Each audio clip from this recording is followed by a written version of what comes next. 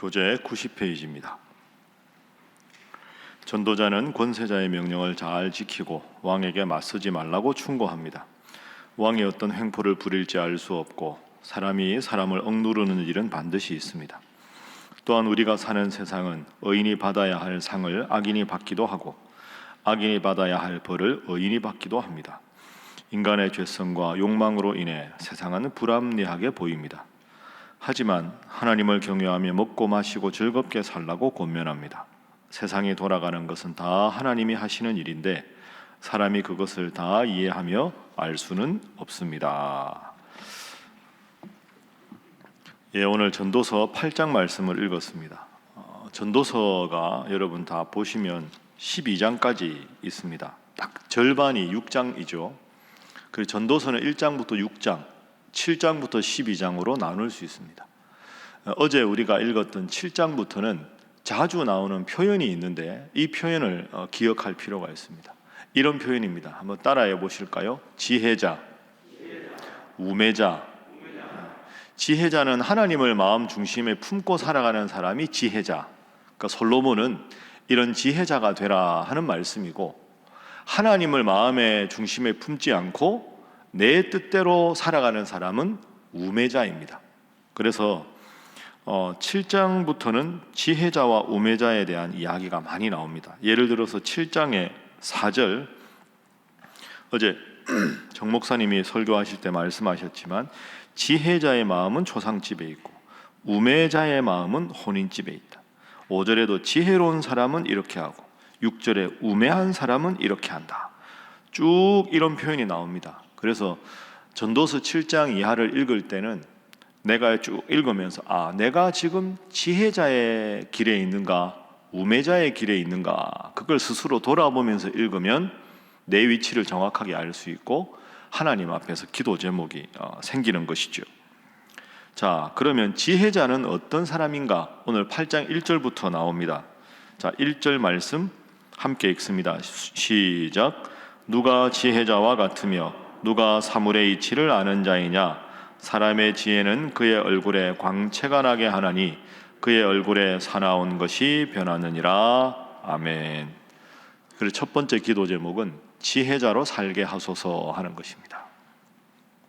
지혜자로 살게 하소서. 누가 지혜자와 같으며 누가 사물의 이치를 아는 자이냐, 이렇게 묻고 그 대답을 솔로몬이 하고 있습니다. 사람의 지혜는 그의 얼굴에 광채가 나게 하나니 그의 얼굴에 사나운 것이 변하느니라. 그러면 1절 말씀에 따르면 내가 지금 지혜자인가 우매자인가는 거울을 보면 알 수 있는 거죠. 거울을 딱 보고 광채가 나면 지혜자고 광채가 안 나면 우매자입니다. 여러분 서로 한번 쳐다보시죠. 광채가 납니까? 광채가 나야 지혜자인데. 근데 광채가 난다 하는 것은 그만큼 마음이 겸손하니까, 여러분 세상에 찌들리고 세파에 흔들리면 인상이 변합니다. 그렇죠. 걱정이 있으면 우리가 얼굴 보고 알잖아요. 뭐 걱정이 있어? 아니야. 이렇게 말을 해도 얼굴에 수심이 가득하면 걱정이 있을 수밖에 없는 거죠. 그런데 그렇지 않은 상태가 지혜자라는 뜻입니다. 그러니까 사람이 마음속에 하나님이 중심에 있으면, 귀퉁이에 계신 게 아니라 중심에 있으면 어려운 일이 있어도 하나님 기도하면 알아서 해결해 주시겠지 하니까 걱정이 엄습하지 않을 수 없으나 그 걱정이 내 마음 중심을 지배하지 않게 된다는 거죠. 여러분, 걱정 근심이 없는 사람은 세상에 없습니다. 오죽했으면 예수님도 겟세마네 동산에서 밤새 기도하셨겠습니까? 얼마나 힘드시면. 걱정이 없을 수 없으나 그 걱정이 중심에 가득 차서 마음 중심에 있던 하나님을 밀어내고 걱정과 근심으로 얼굴에 수심이 가득하면 우매자이고, 걱정과 근심할 일이 많지만 때로는 걱정하지만 하나님께 기도해서 하나님의 마음 중심에 계셔서 그 걱정을 하나님이 해결해 주실 것이라고 믿는 사람은 수심이 가득하지 않다는 거죠. 그런 의미에서 얼굴에 광채가 난다 하는 겁니다. 그 1절 제일 마지막에 보십시오. 그의 얼굴이 사나운 것이 변하느니라. 인상이 환해져야 됩니다. 하나님을 마음의 중심에 모시면 이번 주에 그저께 제가 설교했지 않습니까? 밝게 웃는 거, 밝은 웃음, 항상 밝게, 맑게, 감사하면서 걱정이 엄습하더라도 하나님 앞에 기도해서 평안한 지혜자의 삶을 살아가는 여러분 되시기를 주님 이름으로 축복합니다. 여하간에 이번 주는 좀 많이 웃어야 되겠습니다. 그죠? 주일날 설교도 그렇고 하여튼 날씨 쌀쌀해지는데 마음까지 쌀쌀해지지 않도록 항상 기뻐하고 쉬지 말고 기도하고 범사에 감사하는 여러분 되시기를 주님 이름으로 축복합니다. 자, 그리고 지혜자가 어떻게 처신해야 되는가 하는 내용이 나옵니다. 2절 말씀부터 보십시오. 자, 2절 함께 읽습니다. 시작. 내가 권하노라 왕의 명령을 지키라 이미 하나님을 가리켜 맹세하였음이니라. 아멘. 신하가 됐을 때, 그리고 내가 신하가 아니어도 지체가 높은 사람, 나보다 지위가 높은 사람에게는 그의 명령을 지키라. 3절 왕 앞에서 물러가기를 급하게 하지 말며 악한 것을 일삼지 말라. 왕은 자기가 하고자 하는 것을 다 행함이니라. 왕의 말은 권능이 있나니 누가 그에게 이르기를 왕께서 무엇을 하시나이까 할 수 있으랴. 자, 3절 4절을 잘 이해해야 합니다. 왕 앞에서 물러가기를 급하게 하지 말라 하는 말은 왕이 지금 잘못된 길을 가고 있다, 뭔가 하나님 앞에 죄를 짓고 있다, 이거 아닌데, 왕이 저러면 안 되는데, 이런 마음이 들면 화가 나서 급하게 물러나오는 것이 정의로운 것처럼 보이지만 그렇게 하지 말아라. 이게 3절입니다. 4절 왕의 말에는 권능이 있다. 그러니 왕 당신 지금 뭐 하십니까? 이렇게 말할 수 있느냐? 그냥 참아라, 이런 뜻입니다. 그러니까 이 3절 4절을 잘못 이해하면 불의와 타협하라는 말이냐, 잘못된 거면 성경적으로 잘못된 건 지적하는 게 맞는 것 아니냐, 이렇게 생각할 수 있습니다. 그러나 여러분, 그 말씀이 아닙니다. 불의와 타협하라는 게 아니고요, 성급하게 내 기분과 감정에 따라 일을 그르치지 말라는 뜻입니다. 예를 하나 들어보겠습니다. 우리가 올해 다니엘서 말씀을 여러분과 나눈 적이 있습니다. 다니엘이 15살에 바벨론으로 포로로 잡혀갑니다. 그래서 왕의 산의 진미를 다 먹게 하죠. 3년 동안. 그러면서 바벨론의 충직한 신하로 다니엘과 세 친구를 만들려고 하는 겁니다. 그래서 다니엘이 하나님이 나를 지켜보신다, 하나님 나를 심판하신다, 이런 뜻이거든요. 그런데 다니엘 이름을 바꾸죠. 뭘로 바꿉니까? 다니엘 이름이 뭘로 바뀌죠? 기억이 잘 안 나시죠? 그래야 제가 할 게 있겠죠. 벨드사살로 바뀝니다.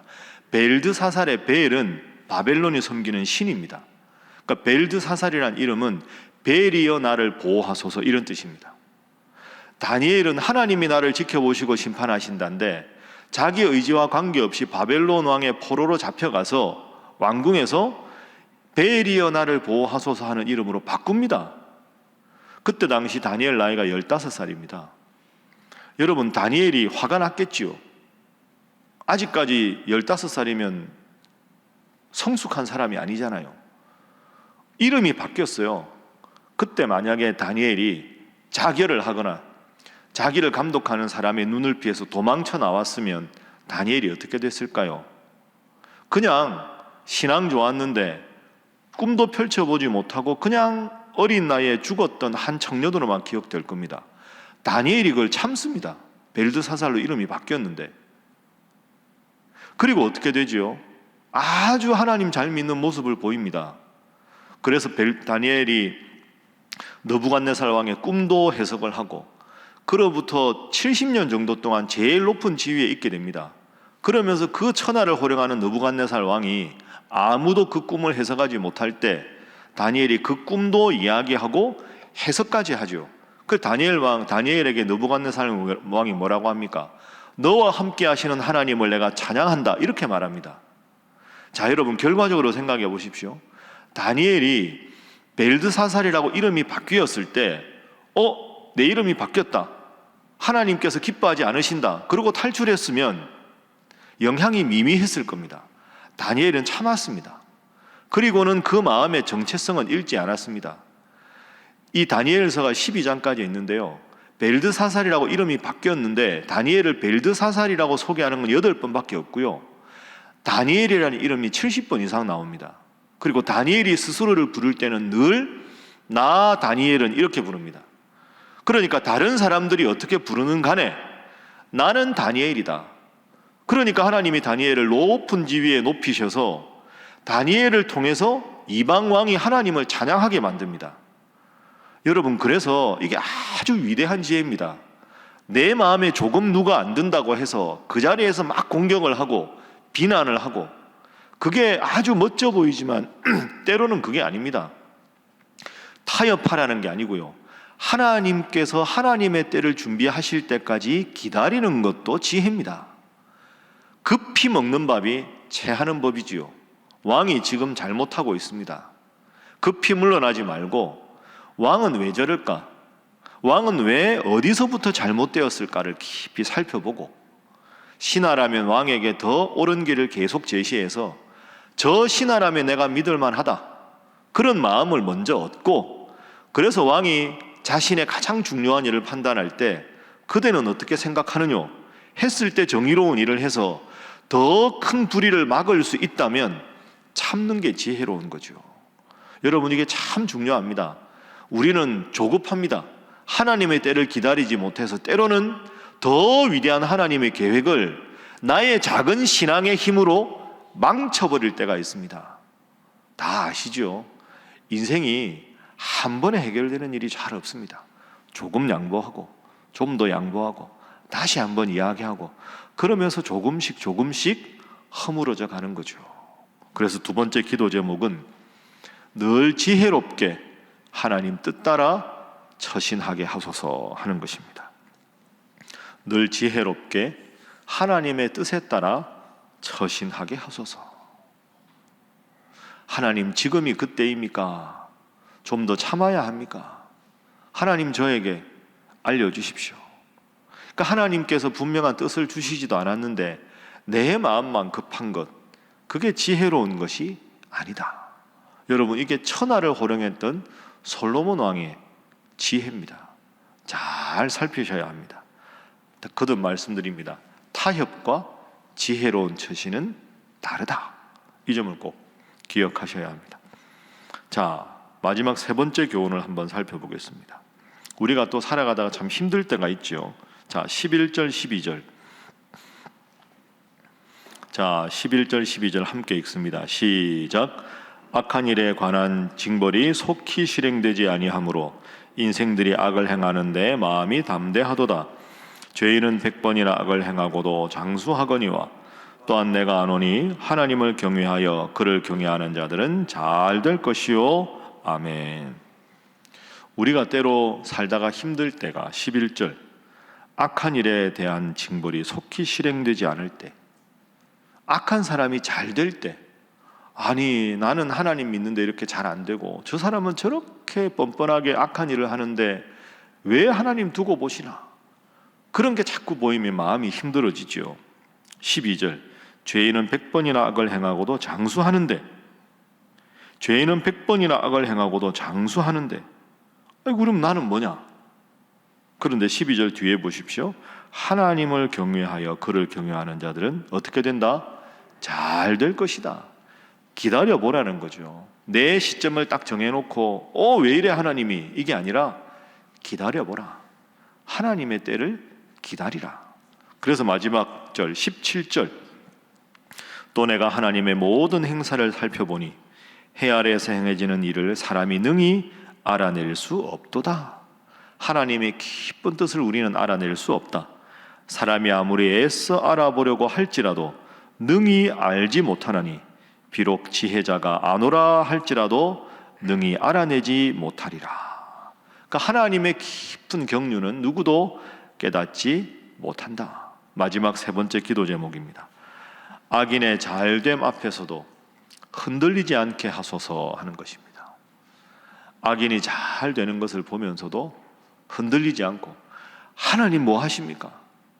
저 사람 혼내주지 않으시고, 그런 마음이 들더라도 그런 마음 뒤로 다 밀어내고 하나님이 하나님의 깊은 뜻이 있으시니 알아서 해주실 것이다. 그걸 좀 더 깊이 기다리는 게 필요합니다. 여러분, 참 이게 지혜지요. 솔로몬 왕의 지혜입니다. 우리의 모습과 비교해보면 얼마나 깊은 인생의 경륜이 담겨 있습니까? 마음 조급하고 조금 속상하다고 막 힘들어하고 그러면서 하나님을 원망하고 그러다 보면 우리의 영적인 모습이 얼굴의 광택이 사라지고 피폐해지는데 기다려봐라. 기다려라. 하나님이 지켜보고 계신다. 우리가 전도서 앞에 욥기 읽었지요. 욥기의 교훈도 뭡니까? 기다려봐라. 욥이 막 하나님에 대해서 원망하는데 하나님 다 들으시고 마지막에 욥에게 딱 말씀하시죠. 그러니까 욥이 주님, 제가 전에는 주님께 대해서 귀로 듣기만 하였는데 이제는 눈으로 주님을 뵙습니다. 이렇게 고백하지 않습니까? 오늘 새벽에도 기쁘고 즐거운 얼굴로 여기 나오신 분들 감사하며 기도하십시오. 또는 마음을 짓누르는 답답한 마음 때문에 왜 하나님이 기도 안 들어주실까 하고 힘든 마음으로 오신 분들 오늘 말씀 깊이 생각하며 하나님, 제 마음 중심에 걱정과 근심이 엄습하지 않게 하시고 그걸 가장자리로 밀어내고 하나님을 믿고 하나님의 때를 기다릴 수 있는 마음의 여유를 허락하여 주옵소서. 급한 마음으로 일을 그르치지 않게 하시고 하나님 주시는 때 하나님 주시는 방법으로 해결하는 지혜자가 되게 하여 주옵소서. 그렇게 기도하심으로 주님 때문에 좋은 날 보며 기뻐하는 여러분 되시기를 주님 이름으로 축복합니다. 기도하겠습니다. 하나님, 지혜자로 살게 하여 주시고 우매자가 되지 않게 하여 주옵소서. 악인이 잘 되는 모습 보면서도 흔들리지 않게 하시고 하나님을 늘 내 앞에 모신 삶을 살게 하여 주옵소서. 하나님, 연말에 교회 여러 가지 바쁜 일들이 많습니다. 특별히 우리 목회자들 지켜주셔서 하나님을 마음 중심에 모시고 하나님의 뜻 가운데 모든 일 행하는 목회자들 되게 하시고 또한 연말에 예산에 관한 문제나 여러 정책을 협의하고 기도하는 우리 장로님들께도 함께 하셔서 하나님을 마음 중심에 모시고 하나님 뜻 가운데 이 연말과 내년을 잘 준비하는 기도하고 겸손한 우리 목사님들, 장로님들 되게 하여 주시옵소서. 그리하여 온전히 우리 신일교회가 하나님의 영광만 드러내는 교회가 되게 하여 주옵소서. 함께 기도합니다. 주여 믿습니다. 주여 믿습니다. 주여 믿습니다.